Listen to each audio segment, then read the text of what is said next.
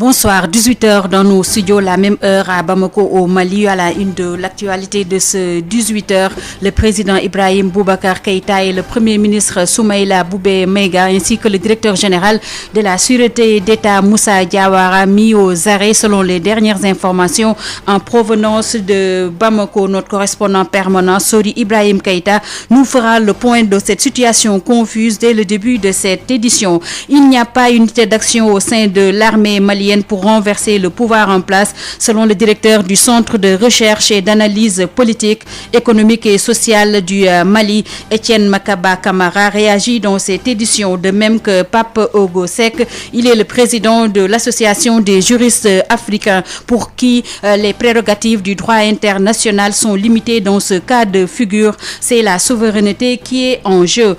Professeur Bakary Sambou de l'Institut Tombouctou est convaincu, lui, que si la MINUSMA s'engage davantage, elle peut venir à bout de cette crise malienne. Il est l'invité de ce 18h. 68 nouvelles infections, aucun décès enregistré, 48 patients dans un état grave.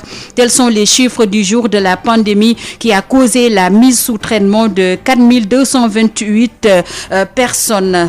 Cette propagation de la COVID-19 coïncide donc avec l'entrée en sixième, les examens du CFE et de l'entrée en sixième prévu le jeudi et vendredi prochain. 285 812 candidats vont composer dans 1781 centres. Nous ferons le point dans ce 18h qui sera complété par Info Éco, Pape Abdoulaye Dieye et à la partie technique. Sud Soir.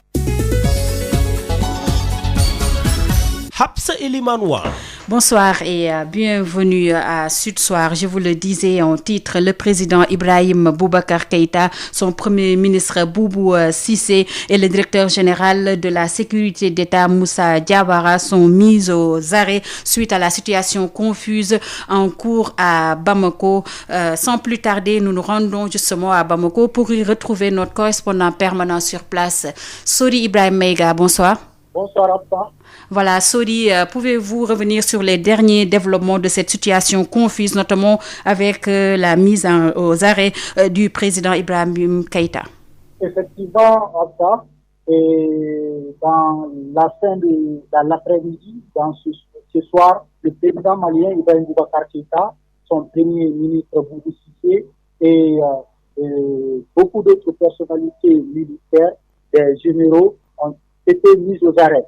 Et quant au président de la République et son premier ministre, ils ont été acheminés au niveau du camp Soudata Keïta de Kati, selon une source oculaire qui a suivi le cortège et qui a pris le président de la République à son domicile à Kéléni-Koro et qui l'a acheminé jusqu'à Kati. Donc les mutins, certains sont cagoulés et ils sont dans des voitures de l'État, de l'armée et des voitures non immatriculées des particuliers. Ils sillonnent la ville, les armes levées en signe de victoire.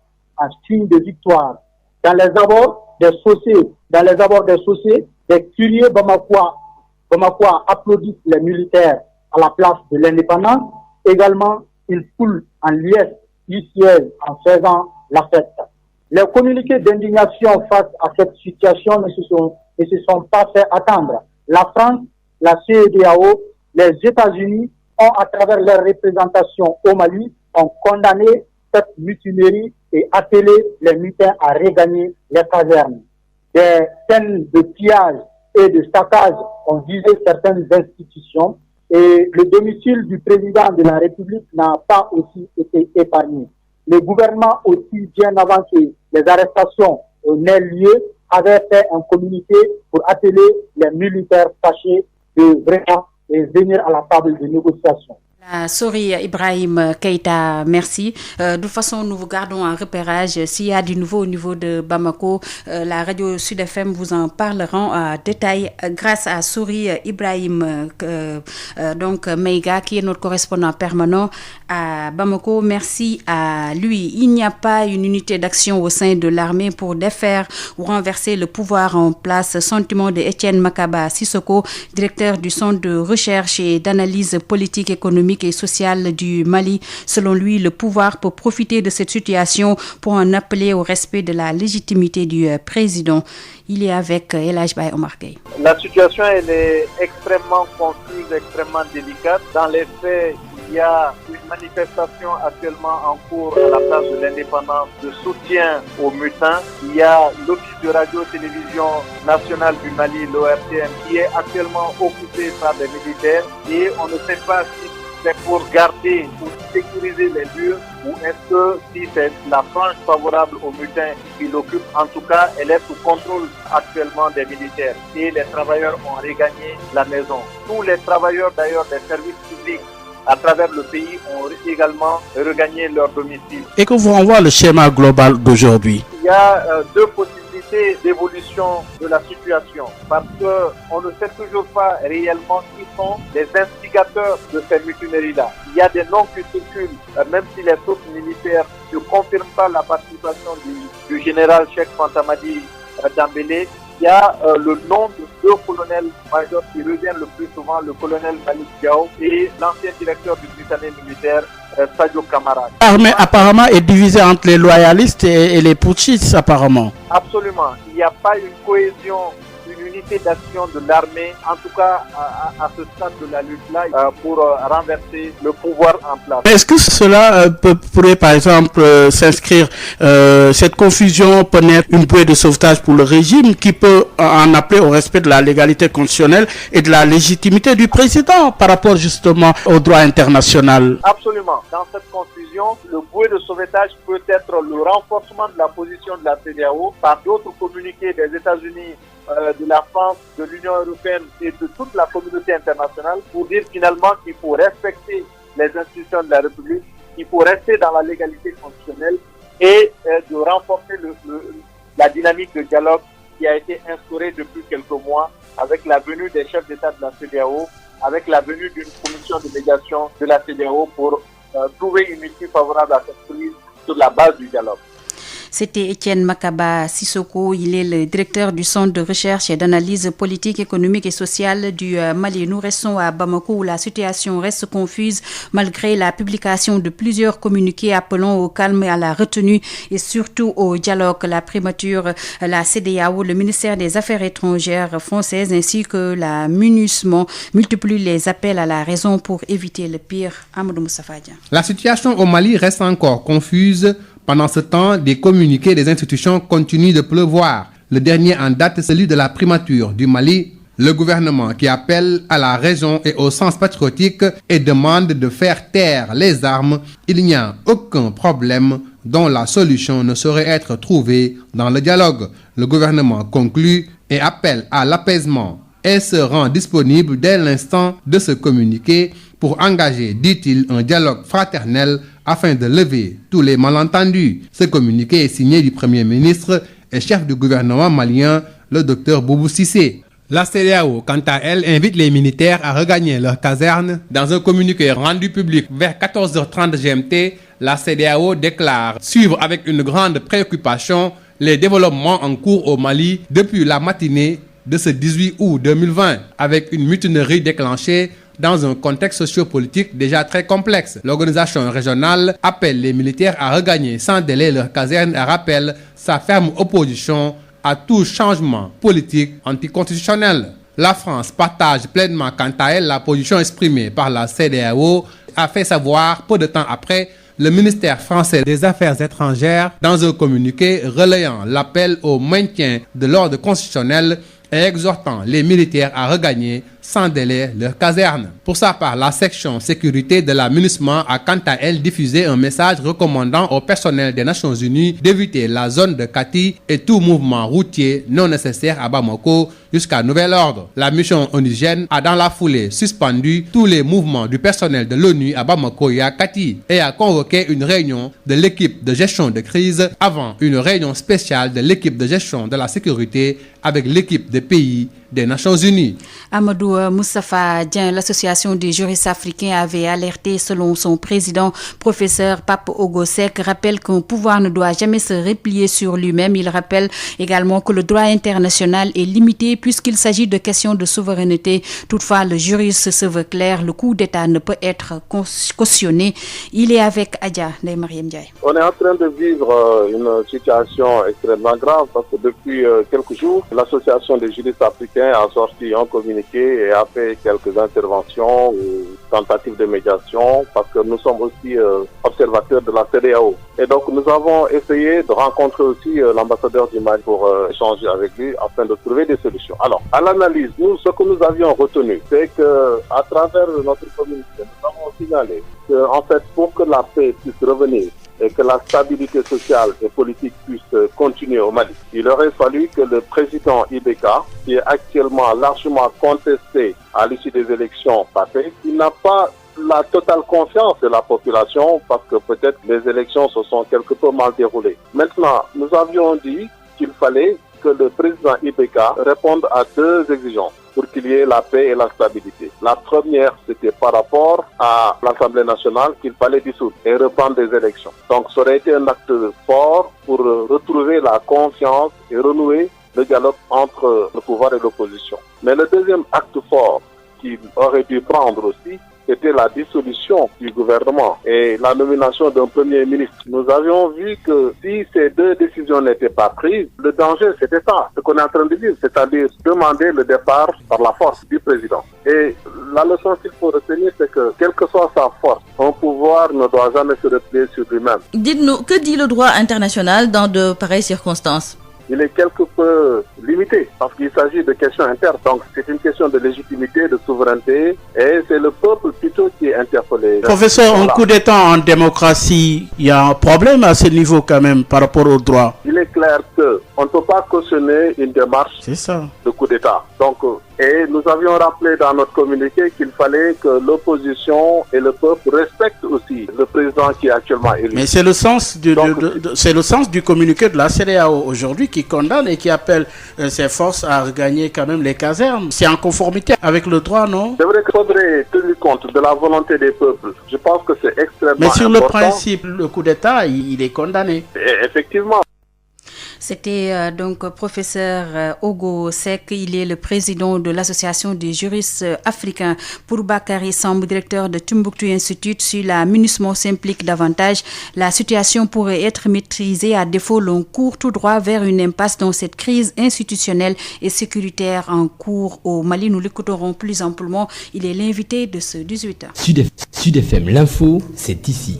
La Covid-19 au Sénégal, on en parle avec 68 infections supplémentaires annoncées aujourd'hui par le directeur de la prévention. Les 25 sont issus de la transmission communautaire et 2 cas sont importés. Aucun décès n'a été enregistré. Le bilan passe à 12 305 contaminations.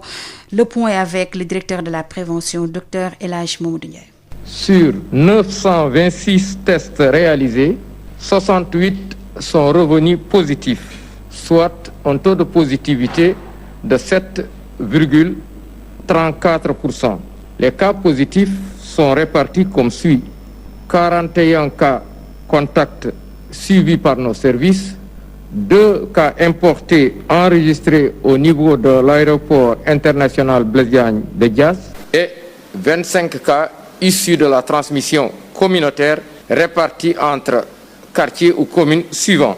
Mbour 3, Bignona 2, Ouakam 2, Bambey 1, Cambérène 1, Colobane 1, Diourbel 1, HLM 5 1, Kédougou 1, Khombol 1, Kolda 1, Liberté 6 1, Matam 1, Mékhé 1, Mermoz 1, Ouest Foire 1, Patte d'Oie 1, Popenguine 1, Yarakh 1, Ziguinchor 1 et zone de captage 1.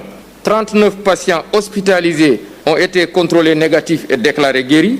48 cas graves sont pris en charge dans les services de réanimation. Aucun décès n'a été enregistré ce lundi 17 août 2020. L'état des autres patients est jugé stable. À ce jour, 12 305 cas ont été déclarés positifs, dont 7 767 guéris, 256 décédés et donc 4 281 sous traitement. C'était le directeur de la prévention, Dr El Hadj Mamadou Ndiaye. Cette propagation a lieu où donc est annoncée la reprise de l'enseignement supérieur en présentiel le 1er septembre prochain. Les conditions ne sont pas réunies selon les étudiants de l'université Cheikh Anta Diop.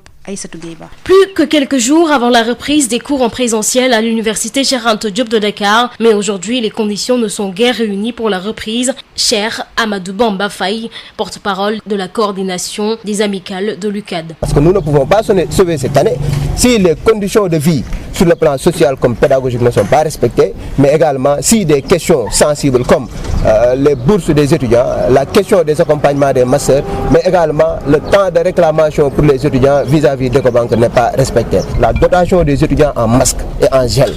Aujourd'hui, toutes ces choses-là tardent à se concrétiser. Et nous en sommes qu'à 12 jours du 1er septembre en solution hydroalcoolique. Ils doivent être fournis en masque. Les chambres doivent être désinfectées régulièrement. Les campus pédagogiques, les salles de cours doivent être désinfectées régulièrement.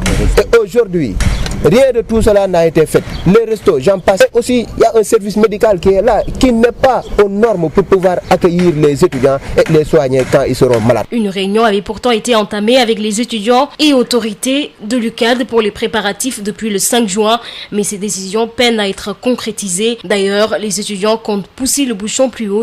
Mais ce qui est sûr, c'est que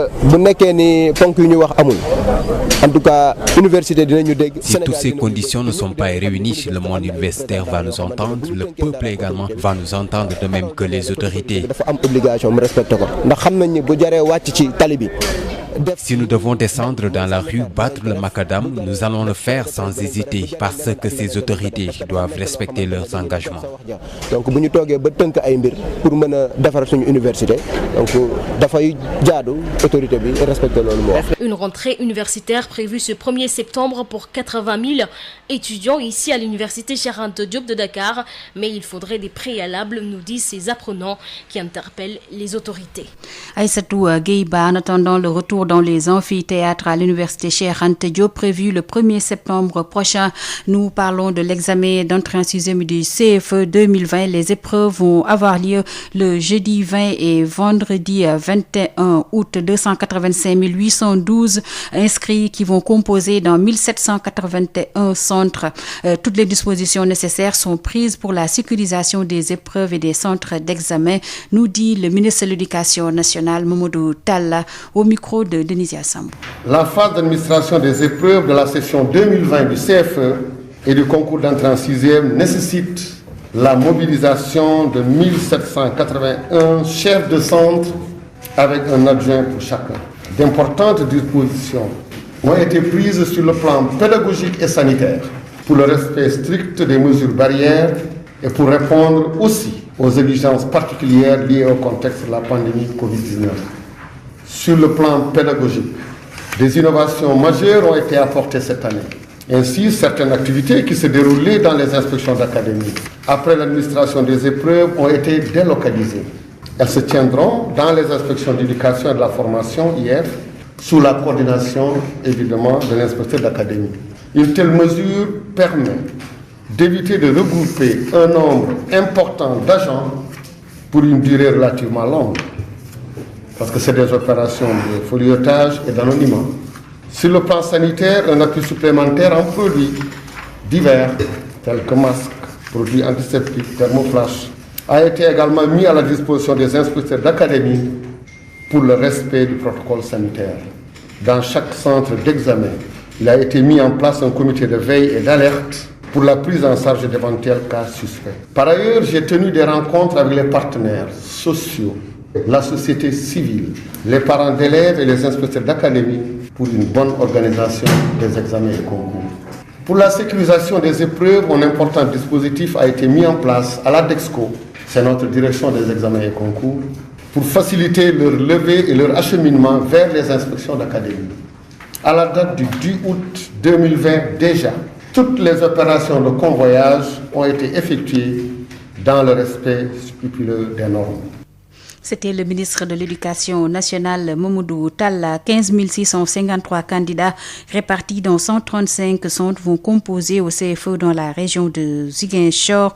Les détails, c'est avec l'IA de Ziguinchor, Cheikh Faye avec Ignace Ley. Nous avons globalement 15 653 candidats qui, en réalité, vont faire l'examen du CFE prévu ce jeudi 20 août 2020 dans des conditions un peu particulières. Ces 15 653 candidats sont répartis en 135 jurys, dont 35 dans l'IF de Bignona 1, 31 dans l'IF de Bignona 2, 54 dans l'IF de Ziguinchor et enfin 15 dans l'IF de Oussouye. Donc vous conviendrez avec moi que l'essentiel du lot, c'est-à-dire plus de 6000 candidats, sont dans l'IF de Ziguinchor, qui en réalité concentre le maximum de candidats. L'IF de Bignona 1 renferme également un gros lot, 3859 candidats répartis en 35 jurys, et l'IF de Bignona 2, 3697 répartis en 31 jurys. Donc, par département, c'est le département de Bignona, c'est-à-dire regroupant l'IF de Bignona 1 et l'IF de Bignona 2 qui a l'essentiel des candidats, plus de 7000. Mais par IF, quand même, c'est l'IF de Ziguinchor qui a le gros lot avec 6575. L'IF de Oussouye a le nombre le moins important de candidats, globalement 1502 candidats répartis en 15 jurys. C'était l'inspecteur d'académie de la région de Ziguinchor, Cheikh Faye. À moins de 48 heures des examens du CFE, la confiance est de mise chez les élèves malgré une situation inédite avec cette pandémie liée à la Covid-19. Abdurrahman Dieng. Le premier d'une série de 3 examens démarre ce jeudi avec les potages de l'élémentaire, une évaluation qui intervient après un peu moins de 2 mois de cours post-reprise. Néanmoins, malgré une situation inédite, les candidats du CFE sont prêts, estime Daudombo, instituteur à Tulogne 2. Présentement, les élèves sont bien armés pour affronter donc les examens parce qu'on a travaillé, on a mis le paquet par rapport aux différentes évaluations qui sont menées sur le terrain. Je pense effectivement que les élèves sont bien armés pour faire les examens. Le moral est au beau fixe pour les candidats puisqu'ils supposent qu'avec le contexte actuel, les épreuves seront moins corsées. Parce qu'avec la maladie, l'examen ne sera pas difficile. La confiance est donc de mise et pourtant, à la reprise, le niveau des élèves frisait le néant. Les instituteurs ont dû se retrousser les manches pour redresser la barre. Juste après les 25, on a tenté un essai, mais vu le résultat, on s'est rendu compte effectivement que le niveau était très en bas. Mais au fur et à mesure qu'on chemine avec les élèves, certains quand même ont retrouvé effectivement leur niveau. Parce que le dernier essai, on avait pratiquement 80% du résultat de l'essai départemental. On est rassuré. L'éclatement des effectifs imposés par la distanciation sociale a aussi été bien géré par les enseignants. Nous, à notre niveau, donc on a harmonisé donc les apprentissages, et ce qui fait donc les mêmes cours qui se déroulent dans le corte A seront donc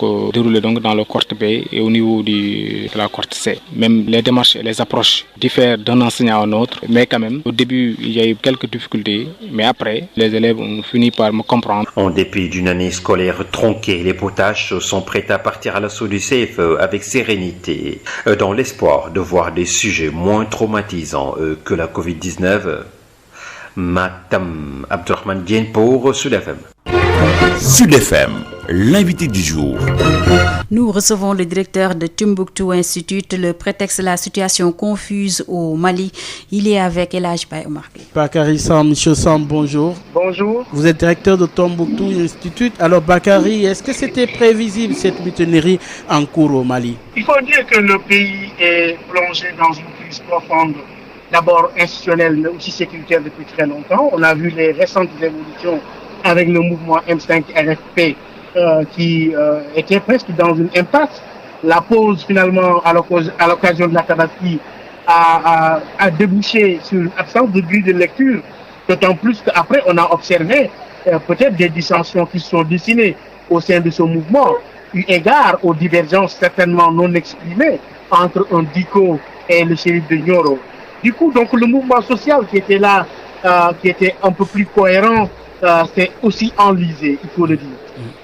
La crainte était de retomber dans la situation de 2011 avec cette crise institutionnelle marquée par une tentative de coup d'État qui, à mon avis, est loin d'être aboutie, à mon avis. Et ce qui se dessine aujourd'hui, c'est que il n'y a pas eu de convergence de vue entre les autorités militaires. Je pense que bien qu'il y ait des hommes qui se sont un peu mobilisés et que certains disent être proches du M5 RFP, ce qui est à vérifier, il y a eu des réticences au sein de l'armée, notamment, on ne sait pas ce qu'en pensent d'éminentes personnalités comme le général Daïrou Dembélé, qui resterait fidèle à IDK. Aujourd'hui, donc, la situation est dans une forme d'impasse, mais à mon avis, ce coup d'État est loin d'être abouti, en tout cas d'entrer dans une quelconque réussite. Ce qu'il y a à craindre, c'est pas maintenant. Oui. Parce que c'est que se passera après. C'est seulement après. Est-ce qu'il y aura une répression? Si elle est menée peut-être de manière moins sanguinaire, peut-être le Mali pourrait retrouver la voie de la paix avec une transition. Si elle est menée de manière trop violente, il y aura peut-être des répercussions et encore donner du poids de la bête à cette contestation qui, à mon avis, est aujourd'hui presque morte parce que le Mali va être dans un autre enjeu. On s'achemine donc dans un scénario avec la CEDEAO qui appelle déjà à ce que les militaires rentrent dans les rangs. Si l'amunissement, les Nations Unies s'impliquent davantage, je crois que la situation pourrait être maîtrisée à Bamako.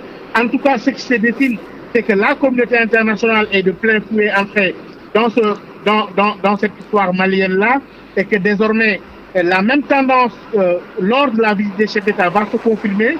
Il n'y aura pas peut-être un changement de pouvoir par des voies non nationales, mais il faudra beaucoup de travail pour que le Mali reprenne encore son calme et puisse se diriger peut-être vers une pacification. Mais Bakary, il y a aujourd'hui une opposition entre le caractère légitimiste et le caractère légal. Aujourd'hui, les populations sont sorties. On ne peut pas dire que toutes les populations sont sorties, mais il y a justement cette contestation, cette colère qui existe. Mais de l'autre côté, il y a le droit international. Lorsqu'en face d'une telle problématique, que faire finalement?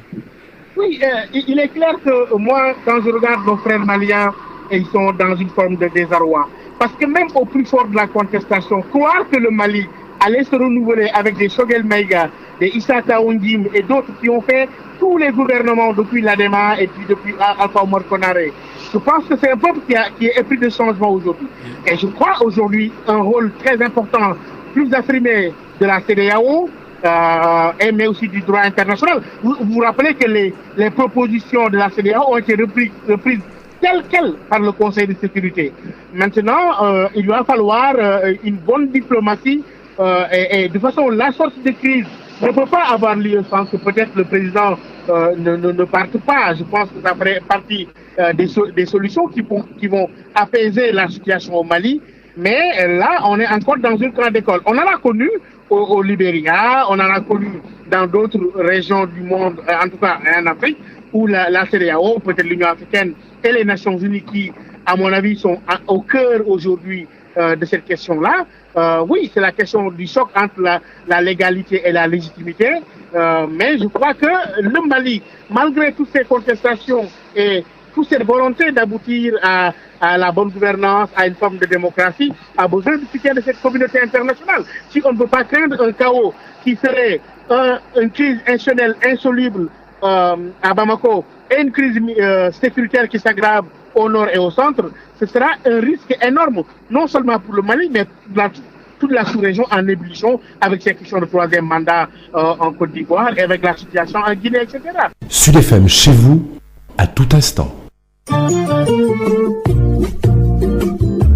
La BICIS, Banque internationale pour le commerce et l'industrie du Sénégal, la BICIS, la banque d'un monde qui change, vous offre le journal de l'économie.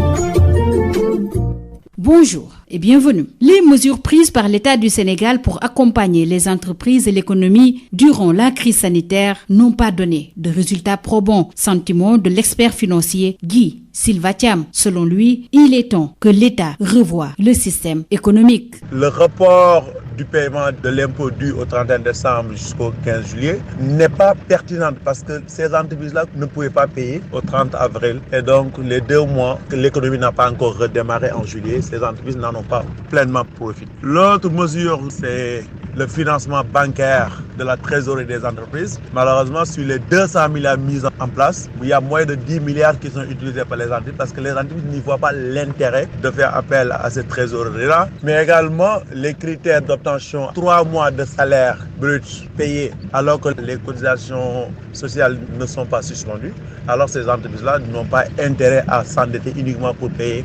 Les entreprises préfèrent négocier avec les salariés des conditions beaucoup plus avantageuses. Il y a le remboursement de la trésorerie de l'État qui jusqu'à présent tarde à se faire. Il y a moins de 150 milliards qui sont payés alors que l'État devait payer pour 320 milliards de dettes intérieures. Aujourd'hui, il faut reconnaître que l'État a voulu accompagner mais n'a pas réussi à accompagner les entreprises même si cette peuvent y trouver leur compte. Mais durant la grosse période de la pandémie, aucune entreprise n'a pu être valablement accompagnée du fait des procédures longues ou du fait de l'inopérabilité de la mesure prise. La Covid nous a montré que notre économie est extrêmement extravertie. Il serait temps que l'État repense son système économique en passant par le transfert de technologie chanté par Mansour Kaman. Si on n'arrive pas à ce transfert de technologie-là, quelle que soit la crise externe qui va nous tomber dessus, nous serons encore extrêmement vulnérables. Le journal de l'économie, c'est fini. Merci de votre fidélité. La BICIS, Banque internationale pour le commerce et l'industrie du Sénégal, la BICIS, la banque d'un monde qui change, vous a offert le journal de l'économie.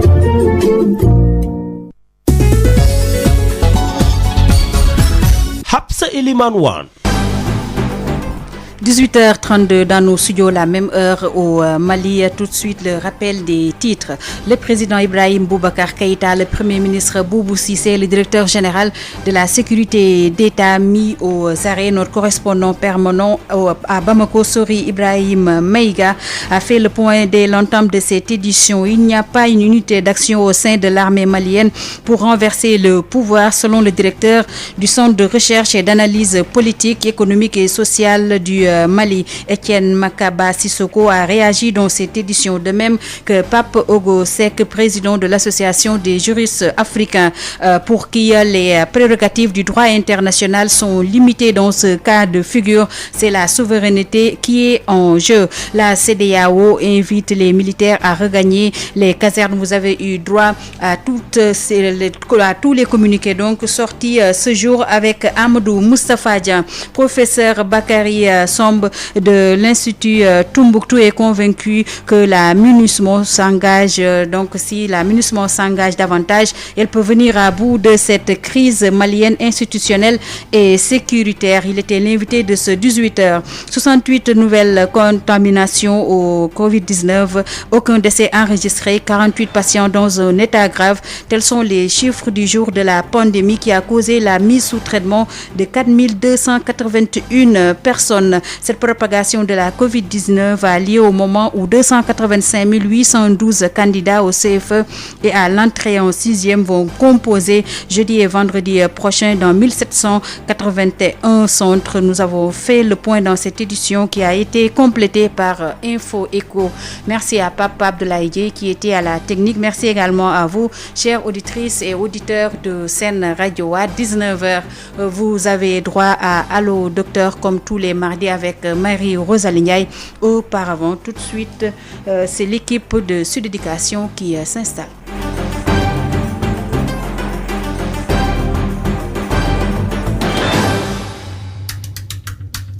Sud Éducation. Nous sommes des enfants. Tenir un enfant par la main, l'aider